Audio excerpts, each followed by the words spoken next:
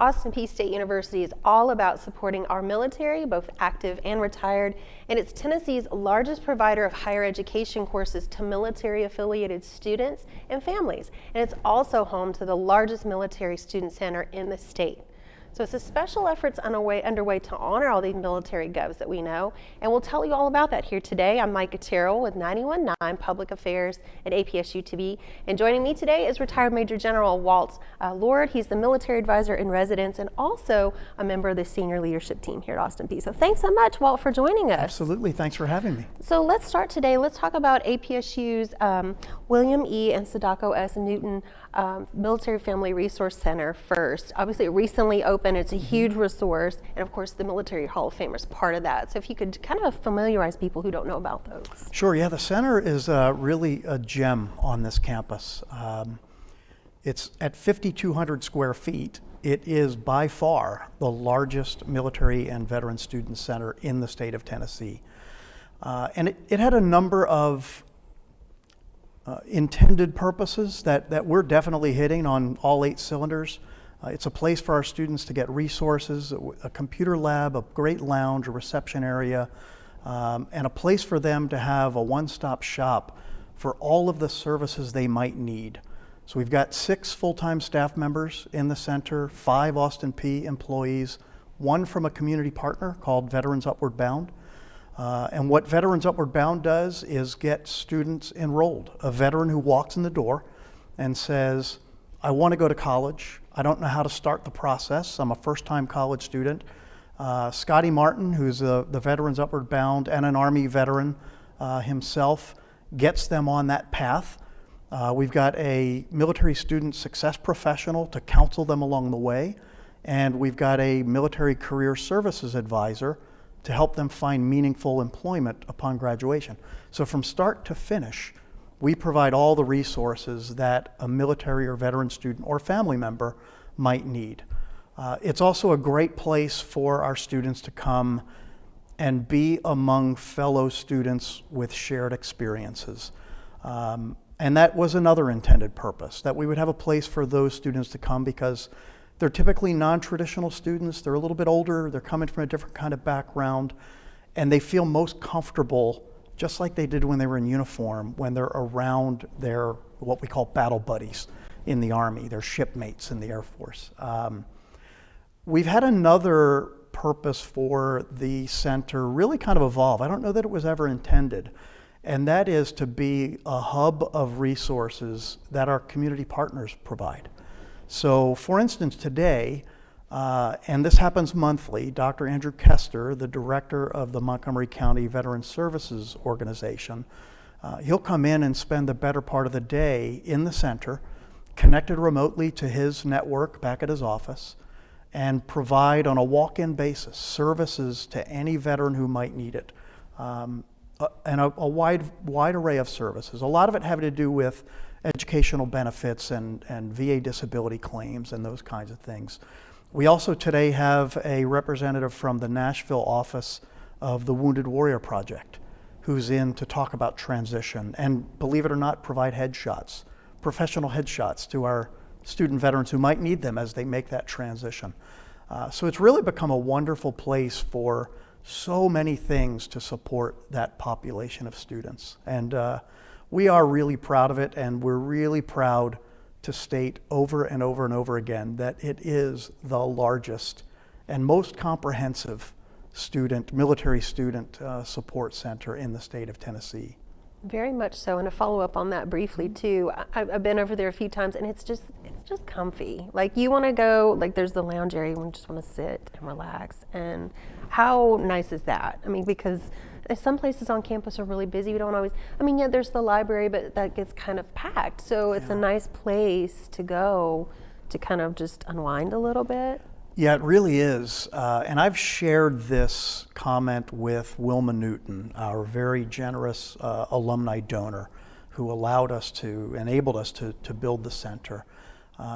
Over the summer, between these past 2 school years, we've had a number of student veterans come in who had just transitioned out of the military, and they wanted to check the center out to see what kind of resources we provide. And a number of them, as they were leaving, looked around and said, this feels just like a USO. For a veteran, that is about the highest compliment you can give. So you're right, the environment there is just fantastic. It's very nice, yeah. And I encourage anybody who hasn't been, please go check it out. It's very Please do. nice. Even if you're not a military person, it's good to know. I mean, we probably know someone or work with someone who is. So. Absolutely, and we don't turn any student away. We've had groups of students come to our conference room or our lounge and work on group projects. One or two of them may have been veterans or service members within that group. Most weren't, but we welcome them as well. Yeah, and it's very nice. And yeah, so very cool. Now, to talk about the Military Hall of Fame, which is a very cool part, right, of the center. Tell us about that and why it's such a special thing in the center. Yeah, it really is. And frankly, creating the Military Hall of Fame last year corrected a long-standing oversight. 82 years of servicing military students at Austin Peay, a rich tradition of doing that. And this university has produced heroes and trailblazers and really tremendous supporters for our military and veteran community. And we realized we didn't have any way to recognize the most outstanding of those. So we corrected that last year. And with our inaugural class of 13 inductees, we've started a process now where each year we will recognize those heroes and trailblazers and supporters. And we've decided that the Newton Center is really the most natural place to have that Hall of Fame display. And what's really neat about the display is it's a beautiful display, but it's also very simple. Each of our Hall of Fame inductees is represented by a dog tag in a case. And it's got their name and their service years and their rank if they did serve. And that's important for a couple of reasons. The simplicity. And one is the humble nature of most veterans and service members. They don't like flashy displays. So that dog tag is just a really cool, simple way to recognize them. The other important aspect of that is the fact that for we who served, the dog tag is a common denominator. It doesn't matter if you were a private or a four-star general. We all wore the same dog tag. So using those dog tags to indicate each of our inductees is a symbol that each of them, regardless of what they did to earn their way into the Hall of Fame, is equally important to us. Very much so. And if you're just tuning in, I'm Micah Terrell with 91.9 Public Affairs and APSU-TV. I'm speaking with Major General Walt. He is our senior military advisor here in residence at Austin Peay. We're talking about the Newton Military Family Resource Center and the Military Hall of Fame. Amazing. And you touched on briefly the inaugural class. 13 amazing people. I mean, and you mentioned trailblazers. I don't know, that's almost an understatement because we have some who are like firsts in their field and who have done amazing things and some who even continued after their military service. And I'm thinking of Sidney Brown, who went on to do even more service for the county and for government. So give us just a few highlights, if you will, again, a range from World War I all the way to now of that 13. Yeah, the 13 truly are amazing, and it's a wide variety of reasons that we selected them from a tremendous crop of initial nominees. First one that comes to mind is Lieutenant Colonel Harville, one of the first instructors here when we were Austin Peay Normal School, before we were even a college or a university, who went off to fight in World War I, became an officer, came back to Austin Peay, and then volunteered to serve again in World War II. Just a tremendous history of service and sacrifice. The trailblazers, Brigadier General Remo, who, first black general officer that Austin Peay has produced, the first general officer in the special operations community who was African American. The one that really struck me the most because he's an icon in military history.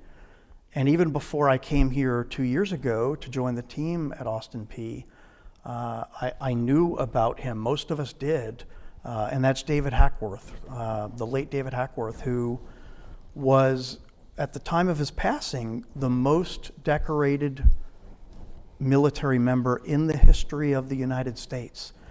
Over 100 awards and more than 60 of them for valor. Wow. Both Korea and Vietnam service.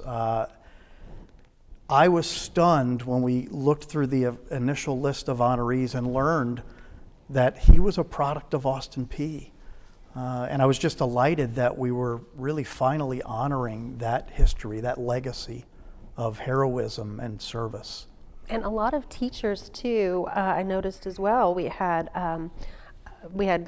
Dr. Browder is one who I had the honor to meet when I was a Gov undergrad here, and then also Sergeant Osmond Samuel Uffelman, Dr. Uffelman's dad, who again was a teacher and also a school superintendent. So yeah, absolutely. Lots of teachers. So many different ways that these folks have connected to the university and served the university. Definitely. So if let's talk about the process that these 13 went through to be named to this special honor. If you could explain that a little bit, so that way, in case people want to nominate a loved one. Sure, thanks for that. We do accept nominations throughout the year. This year's deadline is May 6th.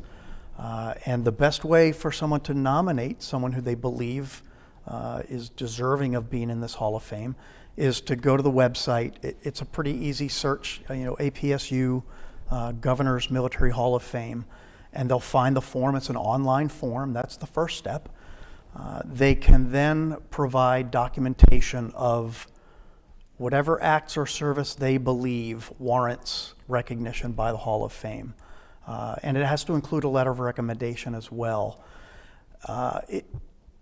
I would say that the more documentation that nominees provide, the better, because it gives the committee a chance to really dig deep into the background of the people who are being nominated. Because, and I really do have to stress this is a Hall of Fame. Some of the nominations that we received last year were on people who served long and honorable careers and did really great things. But this Hall of Fame is for those who go really above and beyond the call. So the more documentation we receive, the better. And a committee will make a decision on who the next crop of inductees will be.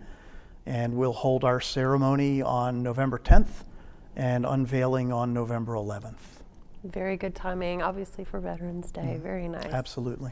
So have you received many nominations yet for this year's class? We have. We've received a few additional nominations. Now what we do, and I like the fact that we do this, and we've told nominators that your nominee hasn't made it this year.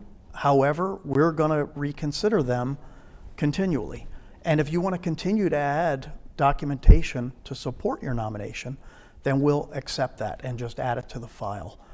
So we have, again, a great crop of nominees to consider for this year. Wonderful, very good. So if anyone has any questions for you about the nomination process, or is this the right documentation, or any other questions, whom should they contact for that? Well, they can go to the website. Again, it's an easy search, and they'll go right to the site. I would also recommend that they take a look at our social media pages. We've got a Hall of Fame page on both Facebook and Instagram. And again, easy searches, Austin Peay Military Hall of Fame, they'll find it. And that includes a good bit of detail. Or they can reach out to me. My email address, lordw, Lordw, @apsu.edu. And I can help them answer those questions. Awesome. And any final thoughts from you about the Hall of Fame and the Center Support Our Military? A couple of things. If folks want to support the Military Hall of Fame financially, we always appreciate that. And again, they can find information on that at the website. And I also have to thank Jack and Margie Turner. For the second year in a row, they've been our major sponsor in making this ceremony and this process happen. We do thank them. And thank you for stopping by. Major General Walt Lord, retired and of course Senior Military Advisor here at Austin Peay. A great friend, glad to have you back by. And I'm Micah Terrell with 91.9 Public Affairs and APSU-TV.